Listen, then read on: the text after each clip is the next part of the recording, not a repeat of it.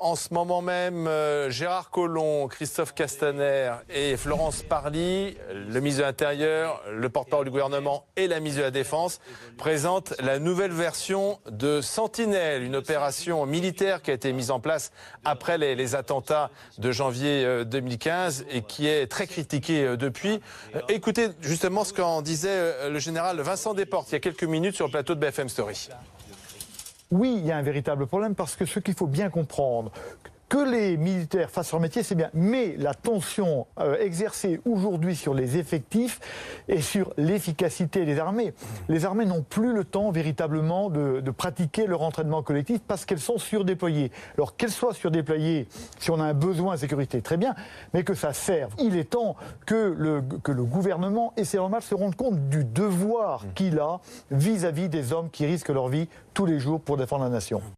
Voilà, alors en ce moment même, vous l'avez vu, le gouvernement détaille donc cette nouvelle version de l'opération Sentinelle. On sait déjà que ce n'est pas la révolution, hein. Les effectifs seront maintenus, ce sont 7000 hommes et femmes militaires dans tout le pays pour lutter contre le terrorisme, plus 3000 en réserve. Mais on va mettre en place des règles d'emploi modifiées pour répondre notamment à cette fatigue ressentie par certains militaires, cette usure même, certains militaires qui avaient un sentiment de découragement et d'inutilité de passer finalement des heures dans une gare, dans un aéroport, finalement un peu comme des policiers alors que ce sont des militaires. Est-ce que c'est suffisant pour rassurer les militaires et pour bien nous protéger face à la menace terroriste? Question posée à mes invités. Thibault de Montbrial, bonsoir. Vous êtes avocat et président du Centre de réflexion sur la sécurité intérieure. Jacques Bessy, bonsoir. Bonsoir. Président de l'Association de défense des droits des militaires. Et puis Laurent Neumann, pour l'aspect politique, parce que bien sûr c'est très politique. Le gouvernement est un peu coincé en fait. D'un côté, il y a l'opposition, la droite qui dit Sentinelle, ça ne va pas. Et de l'autre, il y a la population qui veut être protégée et qui ne pourrait pas imaginer qu'un sentinelle modifié mette en danger justement la population face aux terroristes. Oui, quand les Français voient des militaires, ils se sentent protégés. Quand ils ne les voient plus, ils se posent la question forcément, surtout quand les responsables politiques leur disent matin, midi et soir que la menace terroriste est très très élevée. En réalité, le vrai problème politique, ça peut vous paraître bizarre, il est moins sur la réforme de Sentinelle ou des missions de Sentinelle que sur le projet de loi antiterroriste sur la sécurité intérieure qui va venir à l'Assemblée nationale le 25 septembre prochain, texte qui a été adopté hier soir en commission et qui va évidemment poser un très gros problème politique parce qu'on va retrouver évidemment les clivages qu'on avait connus lors de la loi renseignement en 2016 ou même à propos d'un tout autre sujet qui n'a rien à voir. Souvenez-vous de débats autour de la déchéance de nationalité. En gros, on va à nouveau regarder l'équilibre entre protection nécessaire des Français et le respect des libertés fondamentales. Déjà à gauche, on conteste ce texte alors qu'à droite, on commence déjà à dire, et notamment au Front National, que ce texte ne va pas assez loin et qu'il diminue même le niveau de protection des Français. Jacques Bessy, en ce moment même, donc Gérard Collomb et puis Florence Parly, qui n'a pas encore parlé, vont nous annoncer que Sentinelle, les effectifs sont maintenus, mais on va organiser différemment les choses pour que les militaires aient l'impression quand même d'être utiles. Absolument. Alors moi, c'est suffisant ? Je crois que on va dans le bon sens. Voilà. Je dirais, nous, en ce qui concerne la DEFDROMIL, c'est l'association de défense des droits des militaires, nous avons plus de militaires qui se plaignent des modes de management de leur chef que des conditions d'exécution de la mission Sentinelle. Hein, voilà la réalité. Ça veut dire quoi ? Ça veut dire que la mission elle-même intéresse beaucoup les militaires parce qu'ils ont un contact avec la population. Certes, c'est pas une mission qui est gratifiante, c'est une mission qui est pénible, difficile, c'est vrai. Mais nous constatons que les militaires ne s'en plaignent pas forcément. Donc, alors qu'il y en a qui soient pas tout balayer, mais il faut faire fonctionner l'opération différemment. Il faut faire fonctionner l'opération différemment, recentrer sur des lieux très sensibles à des moments de grande affluence et effectivement permettre aux effectifs engagés de tourner, de se reposer et éventuellement de pouvoir repartir en OPEX lorsque c'est le moment. Alors, voilà ce que vient de dire Gérard Collomb, Thibault de Montbrial, menace qui a évolué, il faut donc faire évoluer le dispositif.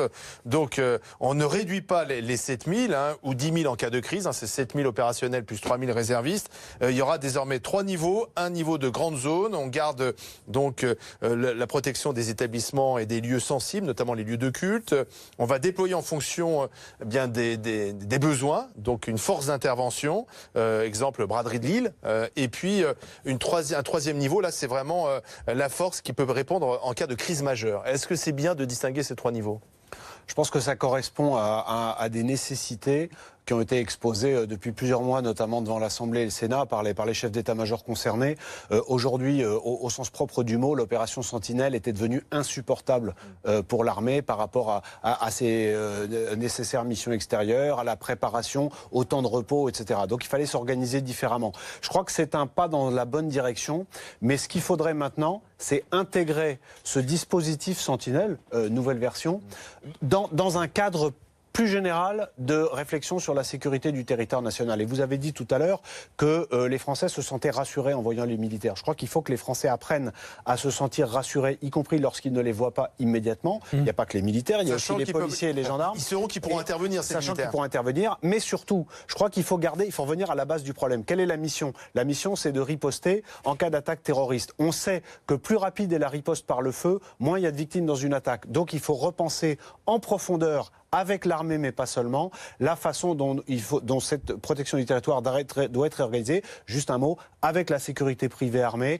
avec les policiers, avec les gendarmes, avec les militaires, et sans doute avec un corps que la garde nationale qui existe déjà permettrait de constituer, avec des gens qui portent des armes en civil. Aujourd'hui, c'est l'emploi des policiers et des gendarmes hors service. C'est pour ça que Bernard Cazeneuve a autorisé qu'ils portent leurs armes hors service. C'est aussi pour ça que Guillaume Pépi a demandé et obtenu du gouvernement en 2016 un décret permettant aux services de sécurité de la SNCF de travailler en civil. Et je crois qu'il faut réfléchir aujourd'hui à une sécurité qui serait plus efficace car plus rapide, mais beaucoup moins visible. Alors, le colonel Patrick Steger nous a rejoint. On a pris du retard, hein. On va dire les choses telles qu'elles sont, puisque il fallait attendre l'intervention de votre ministre Florence Parly pour pouvoir détailler cette nouvelle version de l'opération Sentinelle. Ça y est, c'est fait. Qu'est-ce que vous pouvez nous dire sur cette opération Sentinelle remaniée ? Alors, fondamentalement, Sentinelle, c'est une opération militaire, reste une opération militaire.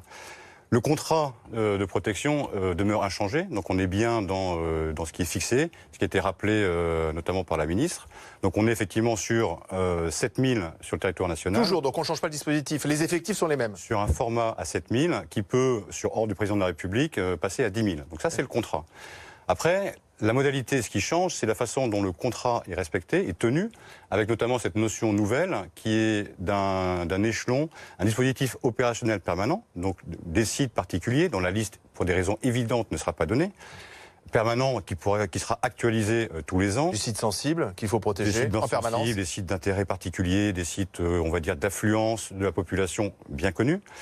Et complété par un échelon de renforcement planifié, et c'est la notion clé. C'est-à-dire que ça va reposer sur un travail qui commence dès demain, fait entre les préfets de région et leurs correspondants, les officiers généraux des zones de défense et de sécurité, arbitré à Paris entre le ministère de l'Intérieur et le ministère des Armées. Quand on dit planifié, c'est-à-dire l'idée c'est de pouvoir, à 3 mois, identifier notamment ces événements particuliers, s'interroger sur la complémentarité entre le travail des forces de sécurité intérieure, donc police, gendarmerie, et la valeur ajoutée des armées. Donc là, on est clairement en train de répondre à ce que voulait le président de la République, c'est-à-dire expliquez-moi comment on peut utiliser plus efficacement les moyens militaires dans l'opération Sentinelle. Et il y a un troisième niveau, c'est la force pour répondre à une crise majeure. Et le troisième niveau, c'est la réserve stratégique, 3000 hommes. Ils sont échelonnés avec différents degrés d'alerte, prêts à en mesure 2, comme on le dit chez nous. Est-ce que les militaires seront rassurés ? La militaire, je ne sais pas. Bon, ce qui est sûr, c'est que le commandement va avoir des missions beaucoup plus intéressantes, plus claires sans doute, plus valorisantes pour eux. Je pense qu'au niveau des exécutants, eh bien, on va rester sur des patrouilles, on va peut-être rester quelquefois sur des gardes statiques, ça peut encore arriver. Donc les gardes statiques sont maintenus en fait ? Je n'en sais rien, mais en tout cas, c'est des modalités d'exécution qui vont rester. Les modalités d'exécution sont un peu les mêmes. Le porte-parole du chef d'état-major des armées nous répond. Est-ce que les gardes statiques qui ont été très critiqués sont maintenus ou pas ? Alors, ça fait déjà 1 an que les gardes statiques ont peu ou prou disparu, puisqu'on est passé en un système de patrouille dynamique pour couvrir un secteur plus large et justement éviter d'être systématiquement au même moment, au même endroit. Si vous voulez, éviter aussi d'être des cibles. Oui, cette notion cible, c'est une notion particulière. Mais effectivement, si vous mettez quelqu'un en statique, forcément, vous êtes prévisible et on peut s'en prendre. La question que les Français se posent, est-ce qu'on est mieux protégé avec ce nouveau dispositif face à la menace terroriste?